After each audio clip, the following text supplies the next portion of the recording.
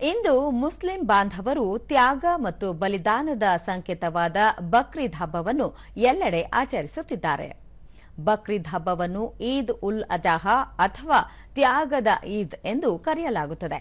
ಈ ಹಬ್ಬವನ್ನು ಜಗತ್ತಿನ ಎಲ್ಲೆಡೆ ಅತ್ಯಂತ ಗೌರವ ಮತ್ತು ಸಹೋದರತ್ವದಿಂದ ಆಚರಿಸಲಾಗುತ್ತದೆ. ಈ ಈದನ್ನು ಪ್ರತಿ ವರ್ಷ ಇಸ್ಲಾಂನ ಹಜ್ ಯಾತ್ರೆಯ ಅಂತ್ಯದಲ್ಲಿ ಆಚರಿಸಲಾಗುತ್ತದೆ.